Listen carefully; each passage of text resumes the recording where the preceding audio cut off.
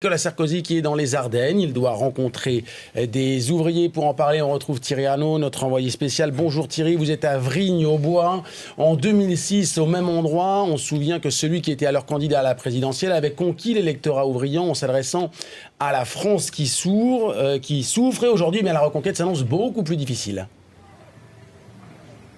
Ah oui, à l'image, regardez, de ce gros titre de l'Ardennais, le quotidien local ce matin, Monsieur le Président, aidez-nous. C'est un véritable appel au secours que Nicolas Sarkozy va entendre aujourd'hui. Il faut dire que la France qui souffrait en 2006, ça souffre davantage encore aujourd'hui. Ici, le taux de chômage est supérieur de 2 points à la moyenne nationale. C'est un département qui continue de perdre de la population. Chaque année, 1 millier de personnes environ. Les usines ferment les unes après les autres. À une quinzaine de kilomètres d'ici, il y en a une qui va fermer vendredi, qui fabrique des sanitaires et qui emploie 150 personnes environ. C'est dire la tâche qui attend Nicolas Sarkozy pour convaincre tous ceux qui sont ici qu'il a bien été le président du pouvoir d'achat. Notre pouvoir d'achat a baissé, nous confiait quelques-uns des ouvriers qui attendent en ce moment à Nicolas Sarkozy. Voilà un contexte donc très difficile pour le président de la République qui va évidemment évoquer ce sujet de la prime dont on parle beaucoup ces derniers temps, cette prime qui serait versée par les entreprises qui elles-mêmes versent des dividendes à leurs actionnaires. On sait que les syndicats sont très sceptiques sur ce système, qui lui préférerait